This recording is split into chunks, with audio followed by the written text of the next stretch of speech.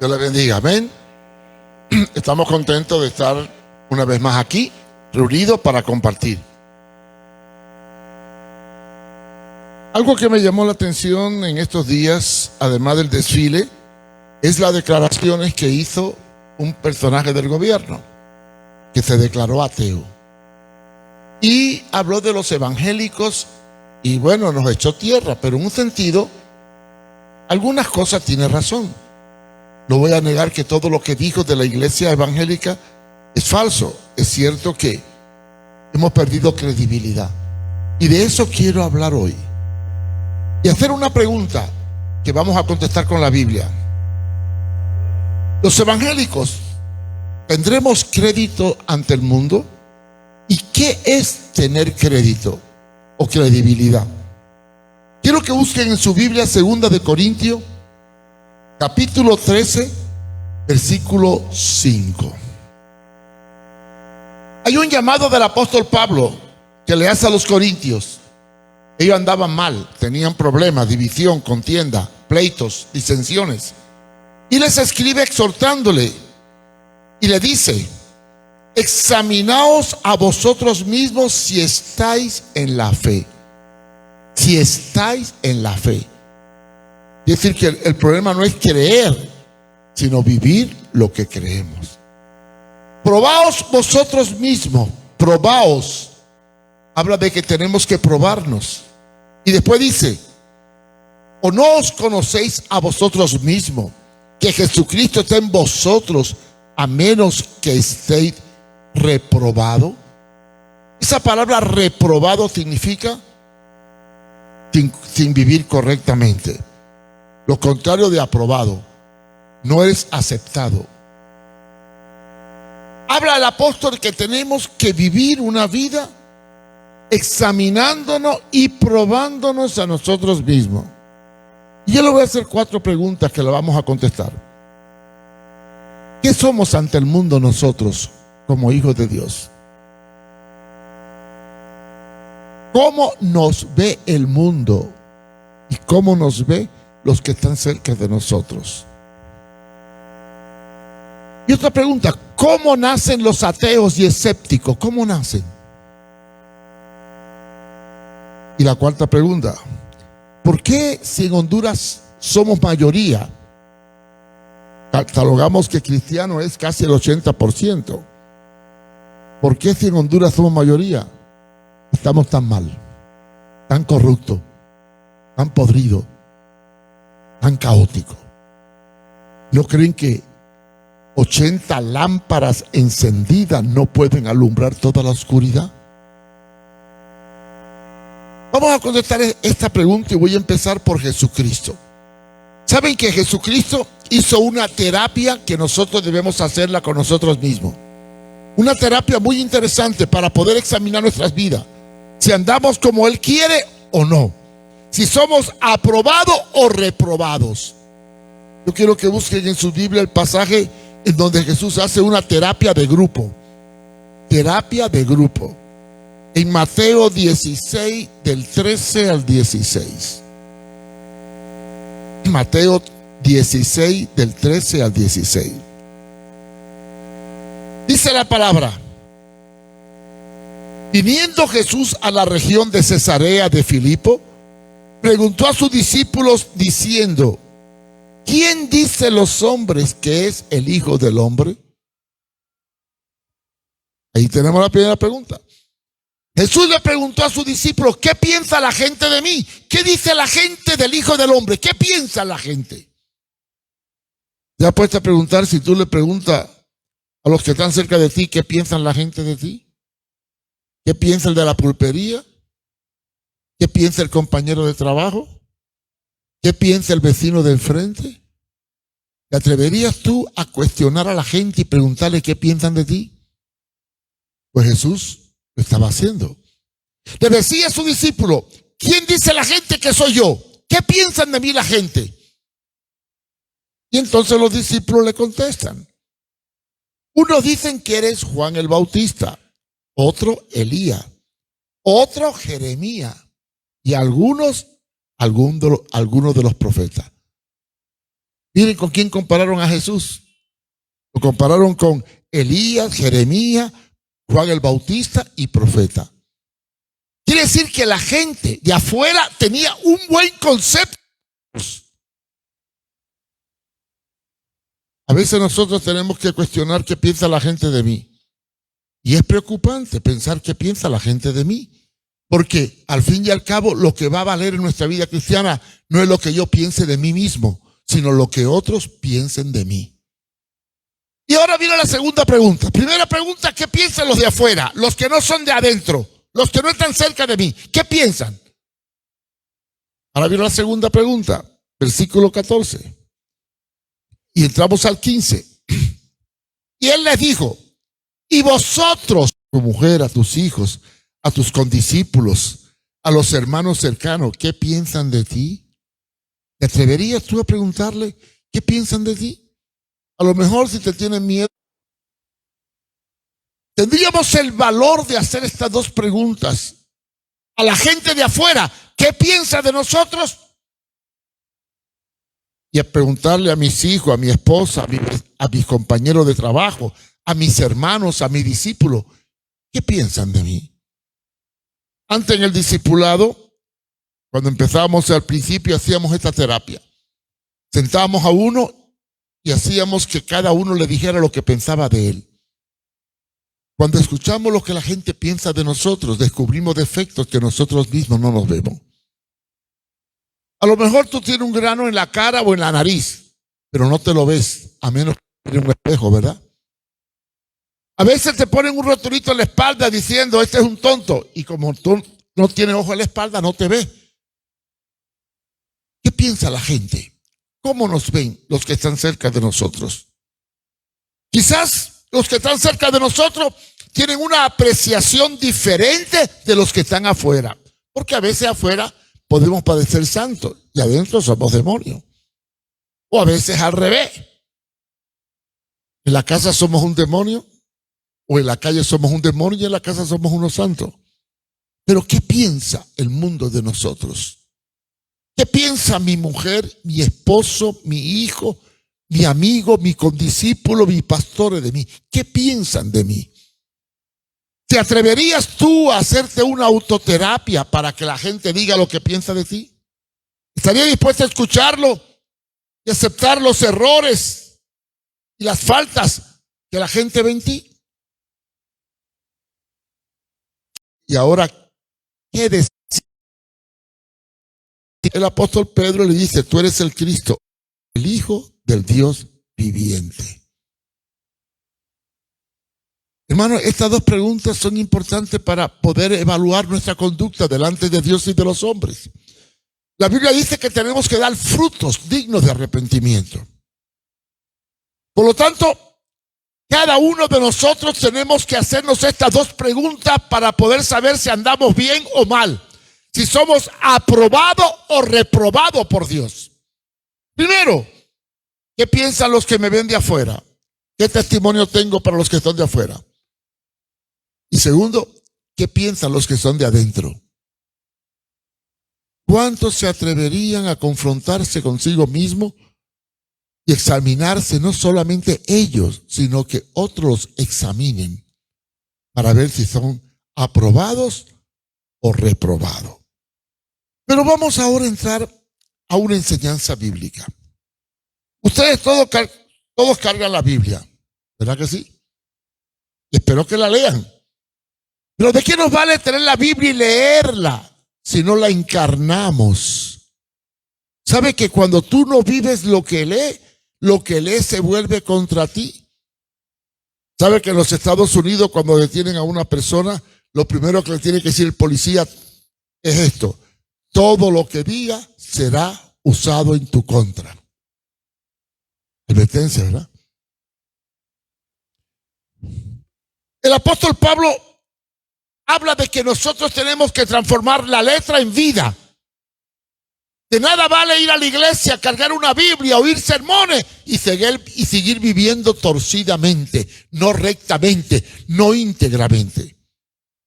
Yo quiero que leamos 2 de Corintios, capítulo 3, versículos del 2 al 3. ¿Cómo tenemos que presentarnos delante del mundo? ¿Con una Biblia debajo del brazo? ¿O con una camiseta que soy cristiano? A mí no me gusta que la gente tenga rótulos en el cuerpo. Porque, óyeme, a veces se pone, soy hijo de Dios y está metido en una cantina bebiendo guaro. Qué feo es tener un rótulo. Miren, le voy a contar una historia que ocurrió. Eso fue verdad. Una mujer cristiana tenía muchos rótulos en los carros. A mí no me gusta poner el rótulo al carro de que soy hijo de Dios ni nada. Tengo miedo porque si cometo un error y ven el rótulo y dice, mira, esa mujer había puesto rótulos en el carro. Cristo es el Señor, servamos a Dios, rótulos cristianos en el carro. Y paró en un semáforo. Y delante había un taxista pegando a una ancianita. Y la mujer desesperada empezó a tocar la bocina. ¡Pi, pi, pi, pi, pi! ¡Ey, muévase! ¡Pi, pi, pi, pi! Y haciendo bulla. Vino el policía y se la llevó presa. ¿Y por qué me detiene? Cuando estaba en la posta. Señora, porque creemos que usted se robó el carro. ¿Qué? ¿Me voy a robar el carro si el carro es mío? Es que usted dio que pensar. ¿Y por qué me detuvo? Bueno, simplemente usted gritaba, exaltaba, tocaba bocina, armaba escándalo. Y detrás decía, Cristo me ama, soy hija de Dios. Y claro, yo pensé, bueno, si esta mujer hace tanto esa bulla, a lo mejor se robó el carro y quiere salir corriendo. Porque es incongruente que un cristiano que es hijo de Dios arme tanto escándalo en la calle porque están apeando a una viejita. Qué terrible, ¿verdad? Cuando nosotros nos respaldamos con nuestra vida, lo que decimos con nuestra boca. Por eso, hermanos, cuando nosotros vamos a la palabra, encontramos en 2 de Corintios capítulo 3, versículo 2 y 3. Nuestras cartas sois vosotros, escrita en nuestros corazones, conocida y leída por todos los hombres, siendo manifiesto que sois carta de Cristo, extendida por nosotros, escrita no con tinta, sino con el Espíritu del Dios vivo. No en tabla de piedra, sino en tabla de carne del corazón. Hay una ley que Dios escribió en piedra cuando se la dio a Moisés. Ahora hay otra ley. Una palabra grabada en nuestros corazones. Notemos que en la época que se escribió este texto no había Biblia. Tener una Biblia era imposible. Eran pergaminos, cartas escritas en papiro. De manera que los cristianos no cargaban Biblia. Entonces Pablo le está hablando que la palabra que escuchen tenían que encarnarla y no escribirla con tinta, sino con el Espíritu del Dios vivo. O sea, somos cartas abiertas delante de un mundo perdido. El mundo puede ver la Biblia que tú cargas, pero lo que más va a pesar no es la Biblia que cargues, sino la vida que vivas. Sois ejemplo. El mundo te va a ver. Y este es el problema que tenemos hoy, porque a los evangélicos están perdiendo la credibilidad y el prestigio. Las iglesias están llenas de gente, pero mucha gente no dan el testimonio. Y entonces, ¿qué ocurre? Cuando nuestra vida es contradictoria, cuando predicamos una cosa y vivimos otra, estamos promoviendo el escepticismo y el ateísmo. Y que digan que la iglesia es un negocio, que los pastores son unos vividores, que son unos mentirosos. Claro, el mundo nos está viendo. Ve nuestras acciones, ve lo que hacemos, juzga nuestra conducta. Una vez, un pastor fue trasladado a un pueblo de los Estados Unidos para pastorear una iglesia que había sufrido muchos problemas.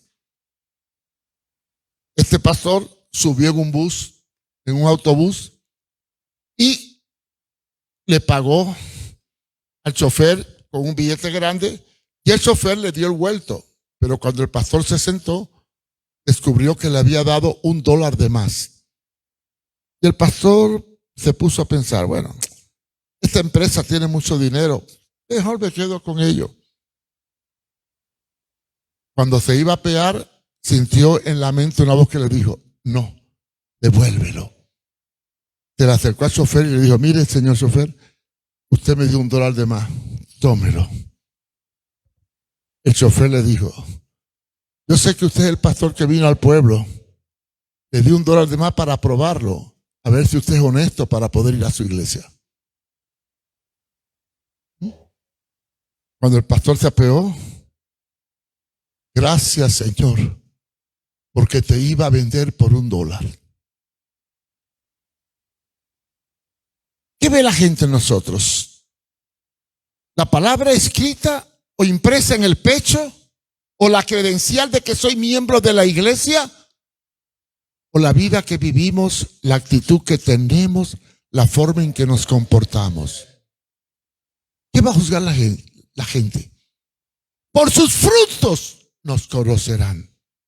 Lo dice por sus Biblias y por venir al culto. Por sus frutos. ¿Y qué son los frutos? La evidencia de lo que somos. Pero voy a concluir con el último texto. El daño más grande que le hacemos nosotros al evangelio es vivir una vida contradictoria. Y cuando el viceministro habló de los evangélicos y le echó peste, en un sentido hizo mal. Como político no debería señalar a nadie. Es más, si tiene una tendencia de creencia, no la debe manifestar, ya que cuando soy político ni soy católico, ni evangélico, ni ateo, soy simplemente un funcionario público y tengo que respetar todas las creencias. Pero cuando él dice que los pastores son unos vividores, explotadores, que usan a Dios como carnada para enriquecerse, no puedo decir que el hombre no está actuando mal. Está razonando. Sí, porque lo que más nos está dañando en Honduras como evangélicos es la falta de credibilidad. Y la falta de credibilidad no viene sino por la forma en que predicamos y la forma en que vivimos. Pastores que se hacen millonarios, que explotan, engañan, manipulan a la gente. Claro, yo lo veo todos los días y me da tristeza. También en la época bíblica había muchos que hacían lo mismo. Y Pablo dice que no os juntéis con ellos, porque tienen apariencia de piedad, pero con sus vidas niegan la eficacia de ella. Y dice, a estos evita. Examinarnos a nosotros mismos es tener crédito. Y yo quiero que busquemos la última cita, y quiero que esta cita la marquen si es posible, la aprendan de memoria, porque es muy importante para sostener un testimonio recto en un mundo tan torcido como el que vivimos. Primera de Timoteo, capítulo 3, versículo 7.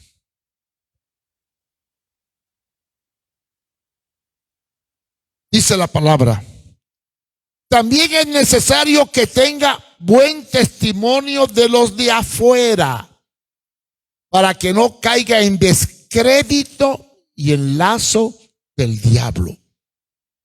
Está hablando de los pastores, de los líderes arriba. Dice que el que desea un pastorado, un obispado, buena cosa desea, y da las instrucciones de cómo tiene que actuar, comportarse, y enseña que no debe ser avaro ni amador de la riqueza. Y a lo último, da una pauta para todos.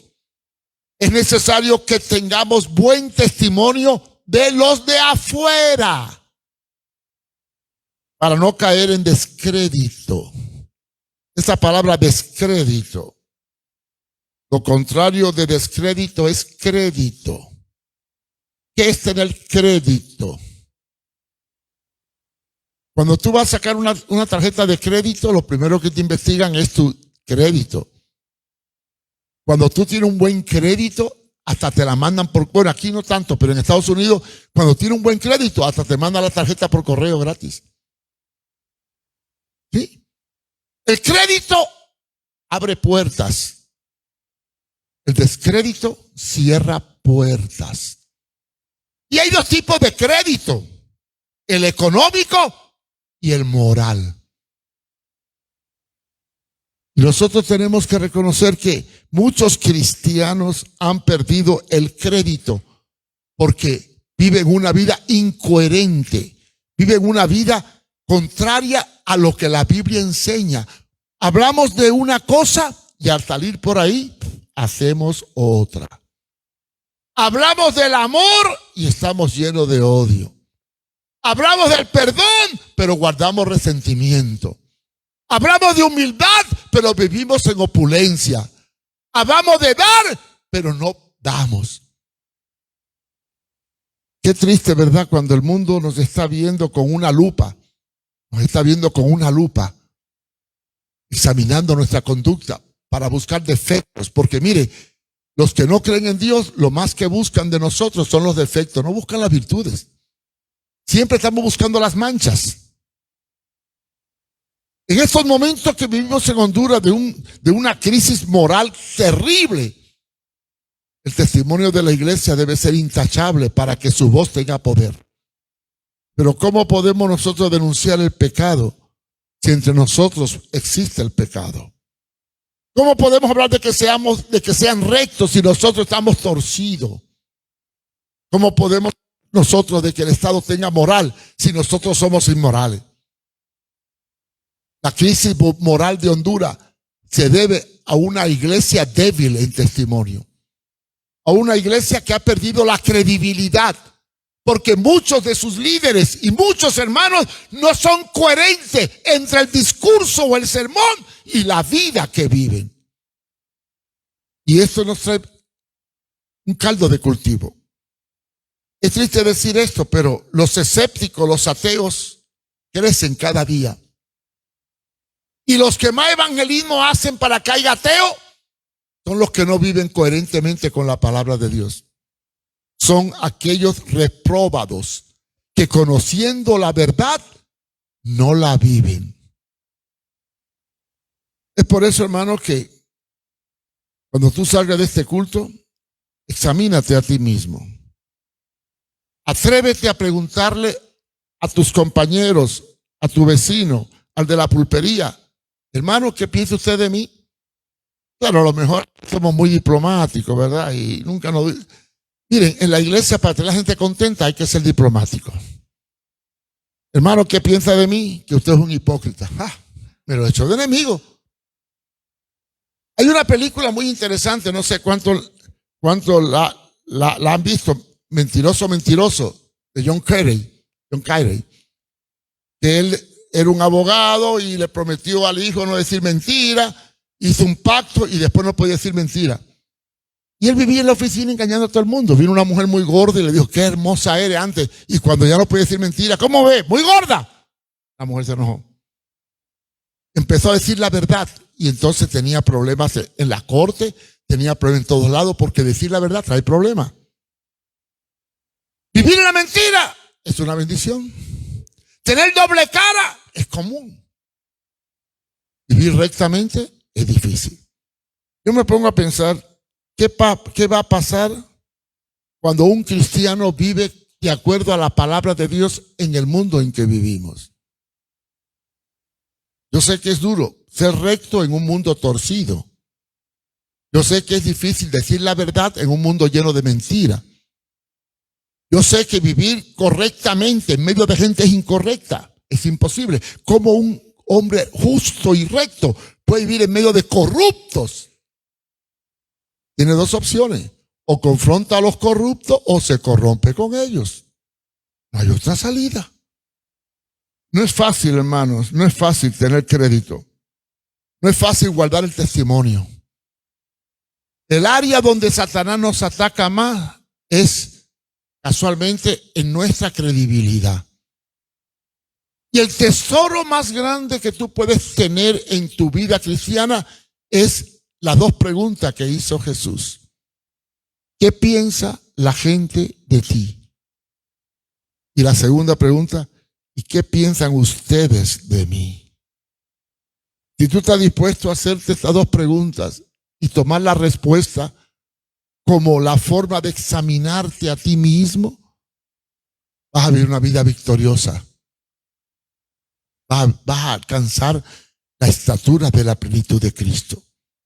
Pero si no te examinas a ti mismo, y si no te examinas a la luz de los demás, tu vida va a dejar mucho que decir.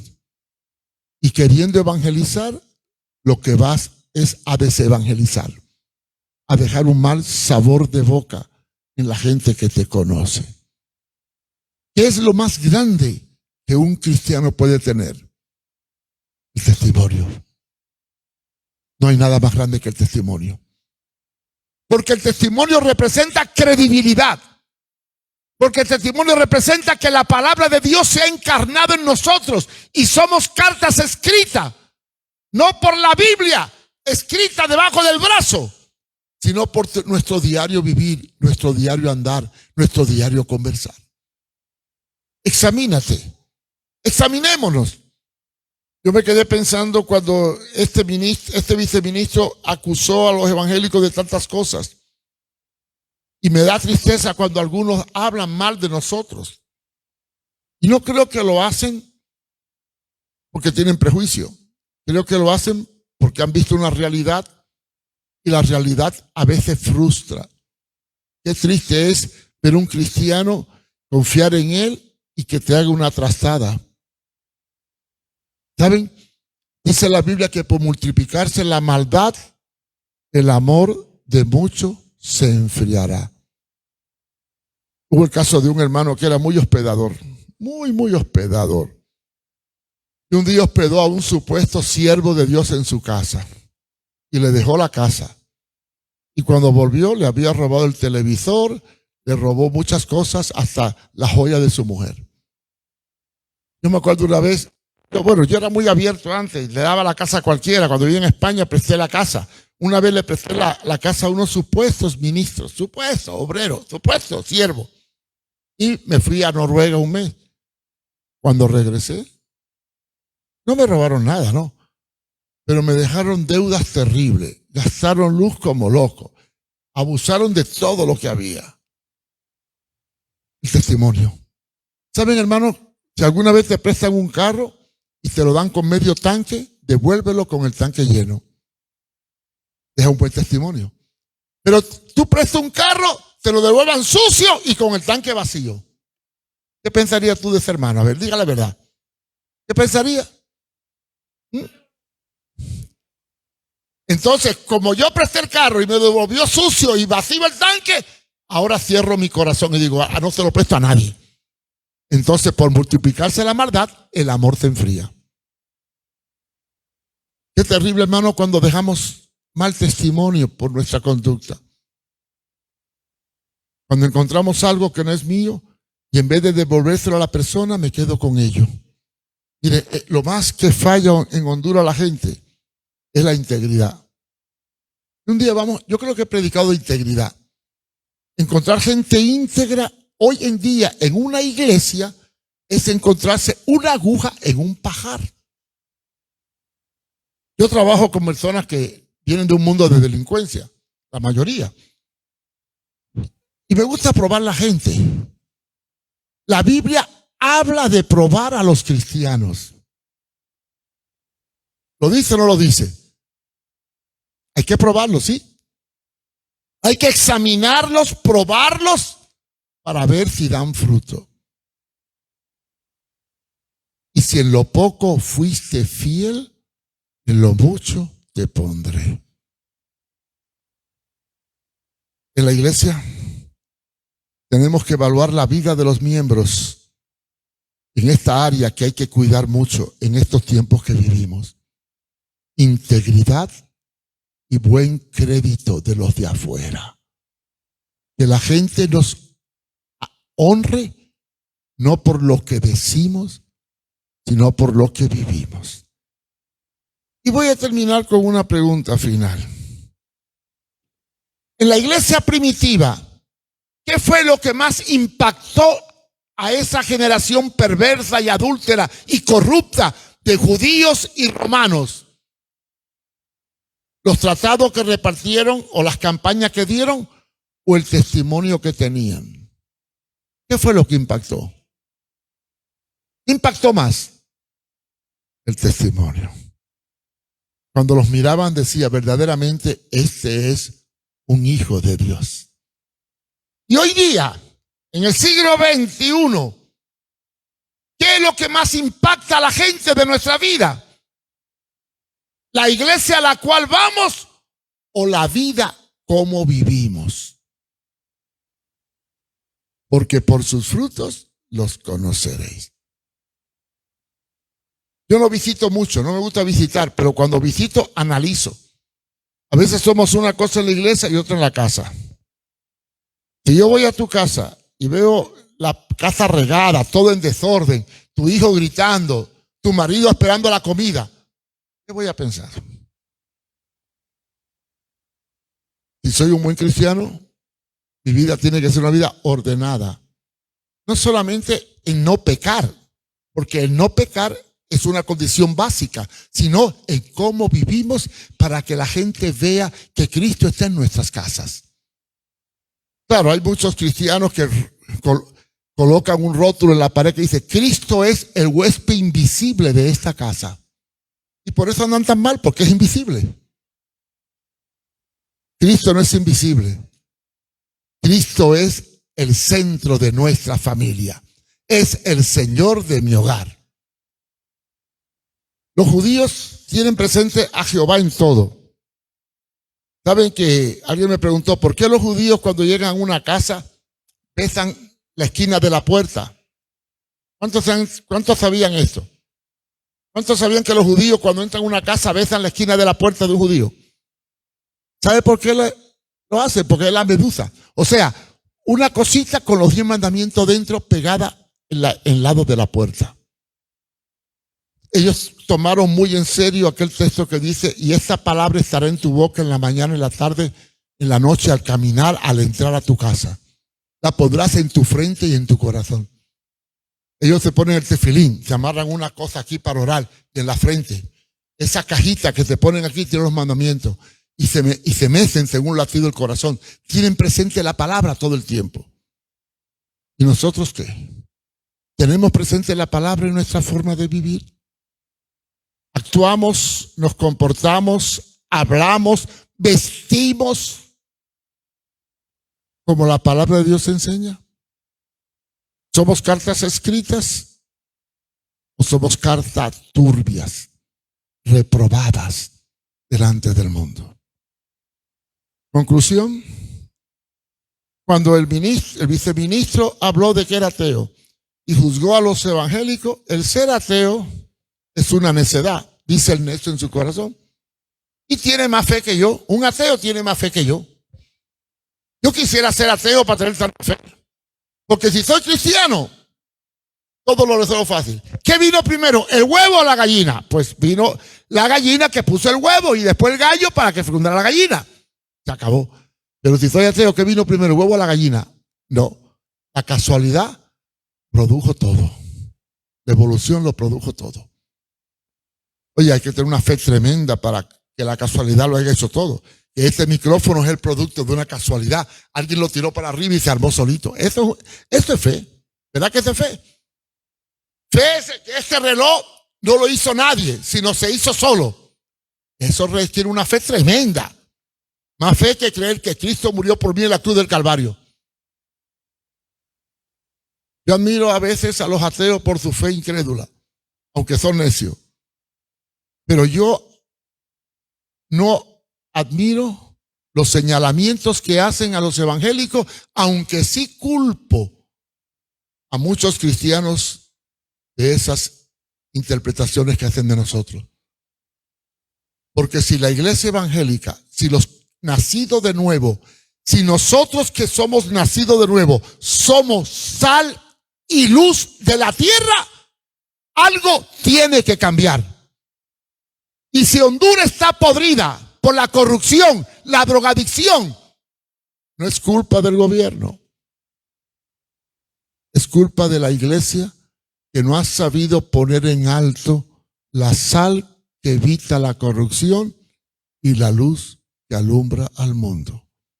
Porque la iglesia primitiva fue perseguida, llevada a los circos, pero no dejó de predicar y cambió aquella generación con el poder de su testimonio. Hoy somos muchos, pero tristemente tenemos poca credibilidad. Conclusión, ¿qué es el tesoro más grande que tú tienes como cristiano? Tu testimonio.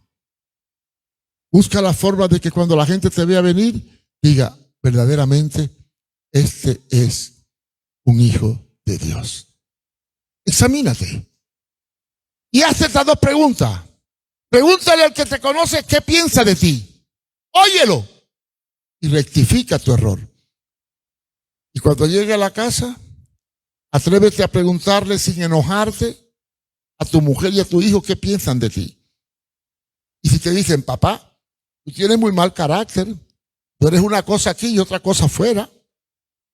Si te dice eso, reconócelo y sé coherente, que lo que dices aquí lo vivas allá, para que puedas tener crédito y no descrédito delante de los hombres. Cuidemos el tesoro más grande de un cristiano, tu testimonio, para que así alumbre vuestra luz delante de los hombres y glorifiquen al Padre que está en los cielos. Oremos. Padre, te damos gracias. Ayúdanos a tener credibilidad ante un mundo que nos juzga por los malos testimonios de muchos que diciendo ser no son y que son reprobados porque no se examinan a sí mismos. Ayúdanos, Señor, a examinarnos nosotros mismos y que también otros nos examinen para ver si damos la altura y la medida que tú demandas de nosotros.